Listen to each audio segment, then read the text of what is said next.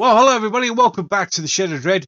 Having a bit of a tidy out, as you can see. Any case, let's get straight to it. So, as Indiana Jones 5 and the Dial of Destiny is released into the cinema to inevitably crash and burn into a steaming pile of ashes, it is time for the idiots to come back out and start saying ridiculously dumb stuff.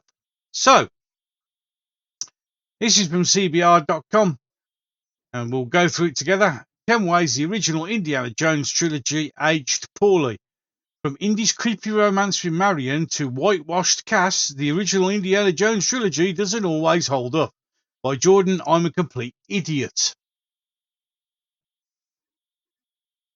Indiana Jones and the Dial of Destiny set to follow Harrison's Ford iconic treasure hunt as he embarks on his last on-screen adventure. Following in the footsteps of beloved trilogy of Indiana Jones movies, The Dial of Destiny has a lot to live up. However, it's rubbish.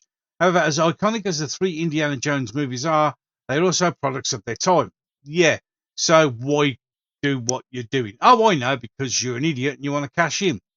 The original Indiana Jones trilogies are all hold up to modern scrutiny. Most films that were made before you fucking morons descended upon the planet, yeah.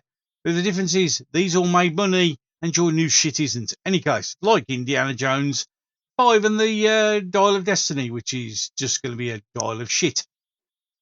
Several elements have aged particularly poorly over the years, from Indy and Marion's creepy romance to whitewashed cast and one-dimensional female characters. This is going to be fun. Right, and so number 10 is Indy and Marion's romance is creepy. Raiders of the Lost Ark is one of the best action movies of all time, but I'm going to rip into it because I've got nothing else better to do with my sad, childish little life.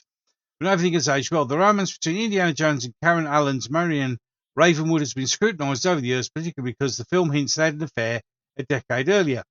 If Marion is 25 years old during the events of Raiders of the Lost Ark, she would only have been 15 years old when she and Indy first began their affair. While this decision was supposed to craft a morally grey background for Indiana Jones, it most certainly comes across as creepy and unnecessary.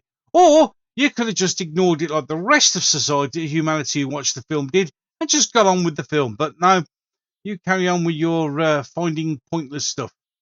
Indiana Jones movies will whitewash their casts. Lead character Indiana Jones are predominantly white. Even the POC characters are played by white actors. It could be far more appropriate simply to cast an actor of the same ethnicity as the character. Well, yes, that would have been possible, but of course we didn't have quotas, and there weren't that many actors who were available to do those said roles. But let's carry on. Raiders of the Lost Ark includes example of this. Peter, the Peruvian man who joins Indy on his quest to uncover the Golden Oil. Despite his South American heritage, he's played by British actor Alfred Milano. Salah is Middle Eastern and played by Welsh actor John Rhys-Davies. Both casting choices are heavily scrutinised in modern cinema. Now, how iconic an actor might be in his role? Shut up. This is what is wrong with everything at the moment. We have to start coating everything with your vision. When your vision and your representation movies start dragging in as much money as these films, and will be remembered forever, unlike the dross that you like producing, I'll have something to say. Indiana Jones is probably okay with murder. Yeah, okay. Really? Okay. Indiana Jones movies differ in style and tone, but one constant is the titular character apparently bloodlust. Where? No bloodlust. Whether he's fighting in Europe, South America, India, or somewhere where his globetrotting adventures, Indy always racks up a frighteningly high body count. Although Indiana Jones often kills his villains in self-defense, this isn't always the case. On multiple occasions, Indy proves are more than willing to kill someone just for belonging on the wrong side of an ongoing treasure hunt. As such, Indy remains one of the most trigger-happy heroes of the 1980s. What a load of utter shite.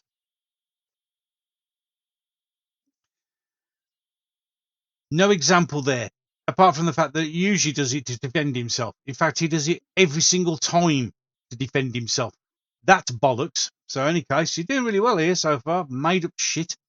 I'm really wondering whether you've actually watched the films, but in any case, the Temple of Doom includes harmful stereotypes. Oh, for Indiana Jones and Temple of Doom's come under fire in recent years because of dickheads like this idiot who just got to go, oh, it's not right. Misguided representation of certain cultures. The Indiana Jones sequel was disappointing because it focused heavily on India's trip to India. There, he encountered many different harmful stereotypes that ghostly misrepresented the culture of the people displayed on screen. What you mean, like all the Indian people in the Indian village and all the Indian children in the mines? But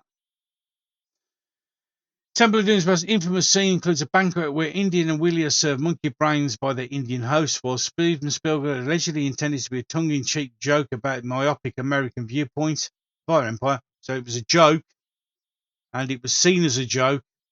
Seems he's making fun of Indian culture by reinforcing false stereotypes. No, it's not. It really isn't.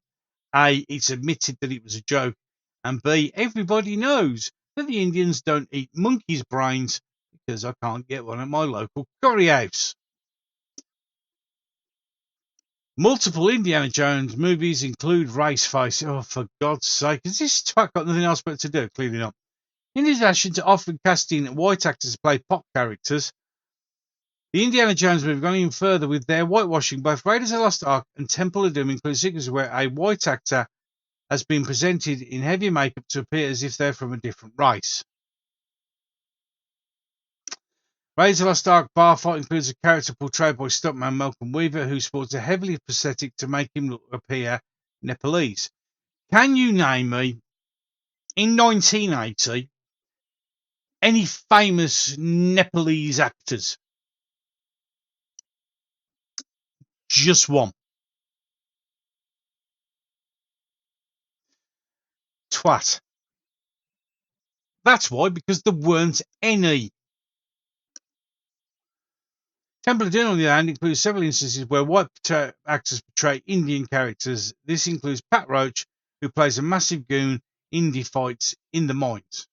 Because Pat Roach was also in Raiders of the Lost Ark. He was the German. He had the fisticuffs up with the maid plane. Yeah. Again, in the 1980s, name one large, well-built Indian actor that was available.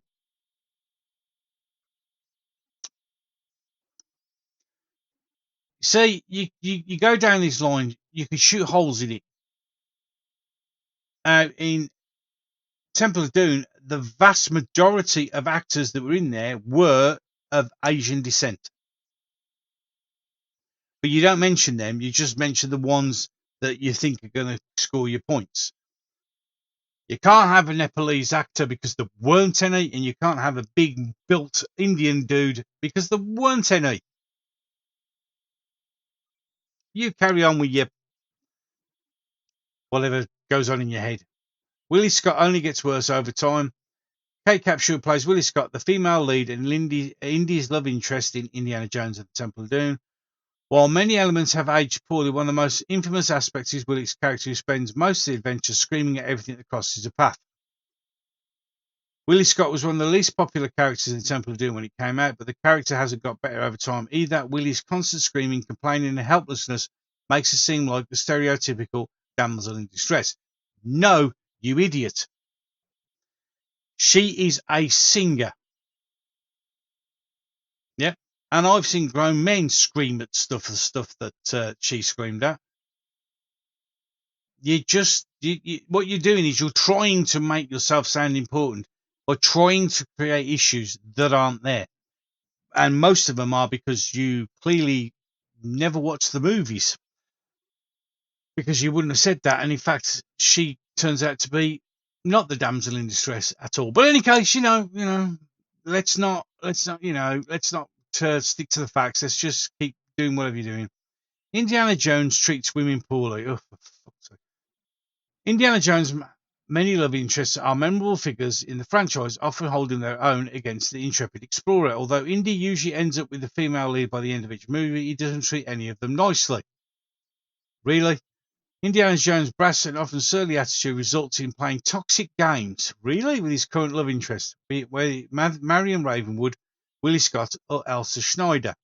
Right. Marion can hold her own and can quite easily beat Indy. Willie Scott was a singer, and Elsa Schneider was a nasty Nazi bitch who treated Indy as a plaything and a means to an end. So all of this shows that you've never watched the movies. In any case, Indy often oversteps his boundaries at times. Indy has gone too far. He has kissed women without their consent and threatened the life of Willie Scott and even used Marion as bait for his Nazi rivals. When? When in the film did he do that? At all? I mean, he went and rescued her several times, but Marion could drink anyone under the table. But so you've actually ever watched any of these films? Oh dear Lord. The special effects haven't aged well. Well, what a surprise, Special effects in the 1980s are now vastly superior, have been overdone by the effects nowadays. Oh, literally. Did you just sit here and think of anything remotely possible? A rewatch of the original Indiana Jones will show fans special effects haven't aged well. Nor have them in flipping Ray Harryhausen films in the 1950s. The original Godzilla. Not up. Although the first three Indy movies stand the test of time by employing mostly practical effects, the scenes that do not include computer graphics are quite noticeable. The iconic sequences of I can't speak at the moment, sorry. Iconic sequences like the face melting scene at the end of Raiders of the Lost Ark show their age with dated visuals, and fans can easily see a wax model being used. We could see it on the original one. We're all not that stupid, but there was no other way of creating the effect in 1980. You idiot. Thankfully, the original three films kept CGI to a minimum. They didn't use any because it was not even there. That shows you have no idea what you're talking about. Although the same can't be said for the Kingdom of the Crystal Skull, which relied heavily on poor CGI sequences. So they don't stand up the best of times, but you don't like the ones that then use the new ones that you're thinking on about. Indiana Jones' career has come under fire. Oh my God. Some of Indiana Jones viewers have criticised the trilogy's premise. Then don't watch them and shut up.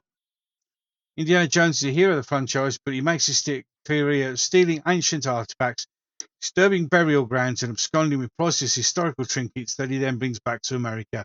Oh, well, here we go. Yeah, because, Indiana Jones and the new one. What are you going to do? Nothing. Well, because I'm not allowed to go anywhere or do anything, so what's the point of the film? Dickheads. Really, you got nothing else better to do? Indiana Jones treasure hunting has been under fire for several years now. No, it really hasn't, only by dickheads like you.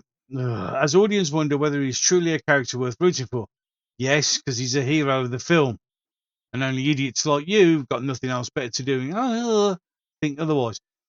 Why criticise all these three films? Why watch all these three films if you think he's an idiot? Only an idiot will watch something they aren't going to enjoy. Twat. The trilogy does address this complaint to a certain extent, as most films end up with the assertion that the artifact uncovered would have been better left alone. Indiana Jones, The Last Crusade ending isn't an ending. Oh, dear Lord. Well, it was when it was made. Fuck's sake. Indiana Jones and The Last Crusade is one of the best installments of the franchise because of its terrific ending. Film's final moments feature Indy riding off into the sunset along with his father, Marcus Brody, and Salal, which you moaned about.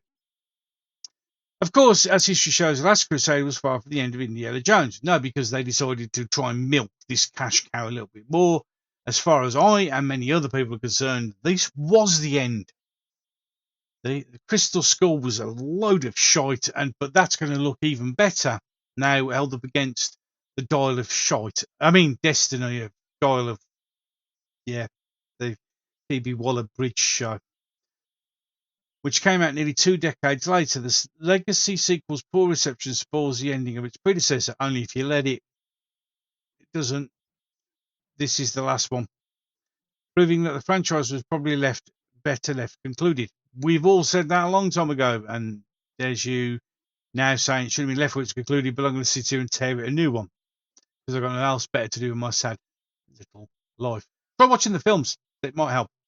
Nevertheless, Indiana Jones and the Dial of Destiny offers the franchise a third chance of delivering a fitting conclusion. No, it doesn't. It's crap. It's heading for disaster, and I'm not going to watch it. It's not going to be anything. As far as I'm concerned, it finished there. Whether the movie will live up to the task remains to be seen, and it's already heading for disaster. So there you go. Somebody who's clearly not watched the film's got nothing else better to do on his hands, make up a load of rubbish about nothing. So I hope you enjoyed this video. If you did, please feel free to like and share. You can also subscribe.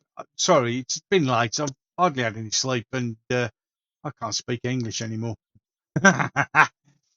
Like and share. That would be nice. You could also subscribe. That would also be even awesome. I know a lot of you have. Thank you very much for those of you who have. And if you do subscribe, ding that magic little bell and select it to all, and you should get a notification from YouTube of another video. And on the subject of YouTube, I'm now happy to say that with the new reduced 500, where I can have super chats, super stickers, memberships, and that on the reduced at 500, I'm now a YouTube partner. Whatever that's going to do, who knows? Who cares? Probably nothing. Still going to produce the same content. We'll see how it goes. But for those of you who did subscribe to me, push me that level up over there, thank you so much. It's much appreciated. With that, I'm finished, and all you have to do is get out the shed. Now, go on, go.